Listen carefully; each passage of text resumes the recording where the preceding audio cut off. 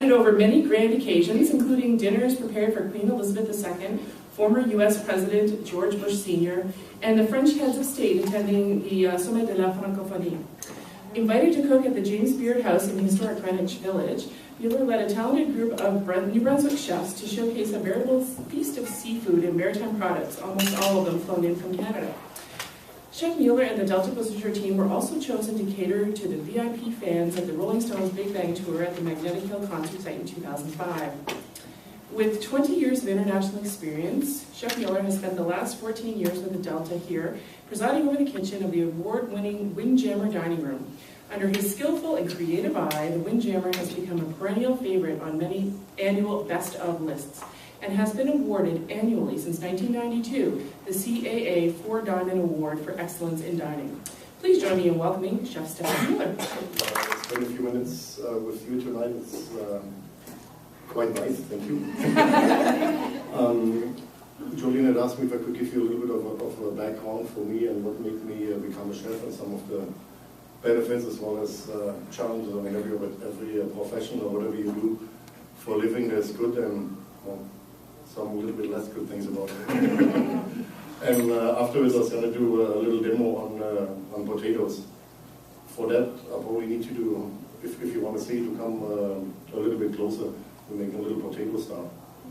Something that you might be able to use at home for a little dinner party or something. It may look complicated, but it's quite easy. If it doesn't work, you can always use it for mashed potatoes. I've used many bags that way.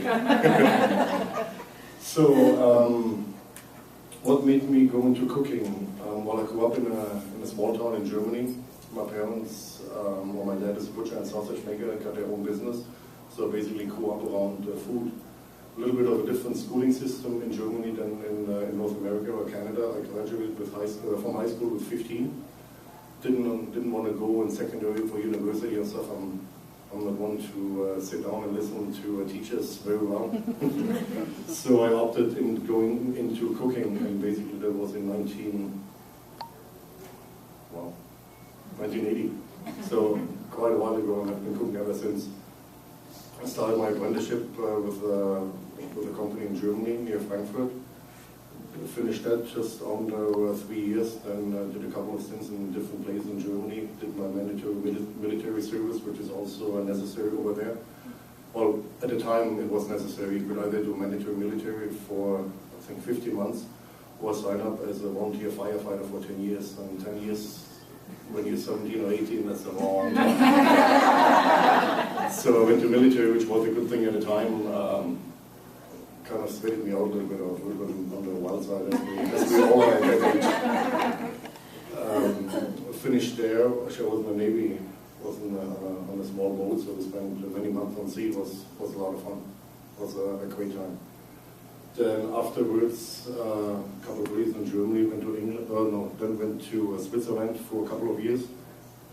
Worked at a couple of different places, and then England for about 3 months for a language school. Trying to learn English. So, as I was working in Switzerland, we worked split shift, which is 6 days a week, from 9 till 2, and then from 5 till 11. Then every night, after the kitchen is clean at 11, well, you don't really go home and go to bed. We came home a couple of nights, and I had something on TV about Canada, the Rocky Mountains, which looked pretty cool. My work visa was about to expire, so I applied at a couple of places in the Rockies. And 6 months later, I came to Canada, to Kananaskis. It's between Calgary and Banff. In '88, as Calgary had the Olympics, they did a lot of the downhill races there. It's beautiful. It's just a small little village in the middle of the Rockies. It had back then 2 hotels, a grocery store, a small not even a grocery store, a little convenience store, a post office, and not even a banking machine. The closest banking machine was in Canmore, was like an hour and a half away. So every paycheck you went to the cash place, and so did that for a little bit over a year. Then that's when I realized the distance between Calgary and Frankfurt. I don't know how many thousands of kilometers, but basically Calgary to Halifax is halfway to Germany. So I figured, well, let's check out the East Coast. So we look at the work at Moncton. That was in 92-ish. was just gonna stay on the East Coast for a year or so. Boy meets girl, now 17 or some years later, basically with 2 kids.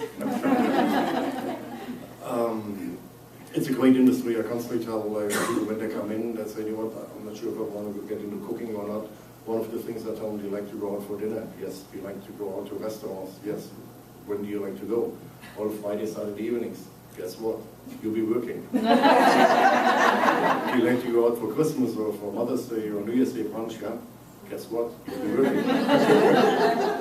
But at the same time, there's also a lot of awards. I mean, I didn't see a whole lot of the world during my travels. I was going to go to Asia afterwards, but well, East Coast, it's my home now.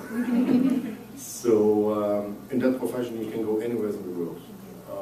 Where anybody would go for vacation, you can work, live there for as long as you want. Cruise trips, you name it. It's a great industry. Not one day is like the other. You walk in the office some mornings and you know exactly what you got to do day in, day out. In the kitchen, it's totally different. You never know what people order. You never know what supplier shortages you got, or menu changes, or you got a dinner for 200 people and all of a sudden one of the juniors overcooks the carrots, or you name it. Burns the soup, burns the sauce, or whatever the case might be. So I find the Beasejour is a great hotel to work.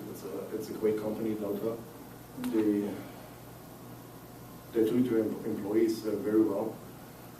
Time off, I mean, a lot of times in work it's all about work-life balance.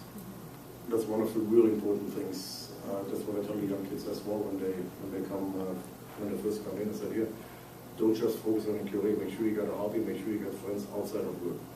Because I mean, any restaurant basically starts working 5 in the morning for breakfast, and if you do dinner service, you may not be out till midnight. Not in one shift normally.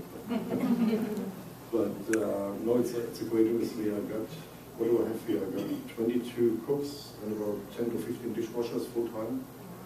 Out of the 20 cooks, I got 5 apprentices right now. At the moment, I got 2 co-op students. They take their on-the-job training with us for 4 weeks. And I got 1 individual, that's the second year we're doing that with School District 2, where you have individuals, they may have a hard time finishing or graduating from high school. So what they do, they pick a field where they think they want to work in, and then work, I think it's 400 hours or something, and then those hours, they get a credit towards their graduation, with the GED basically, which is not a bad thing, a benefit for me. I get to see how somebody works. If it's good here, there we go. Waldorf for the fundraisers. With David Asselon, yeah.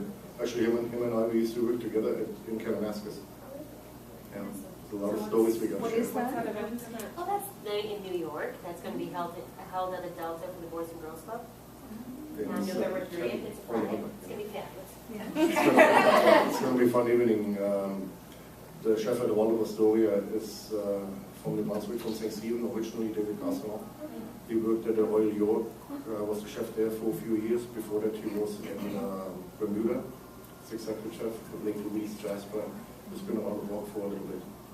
It will be a fun evening. We'll have, I'm not going to say how many courses, but it's going to be more than 2, more than 3. It'll be a Waldorf salad. Waldorf salad, and there's another signature item that he's going to serve, the dessert. That's going to be a really fun evening.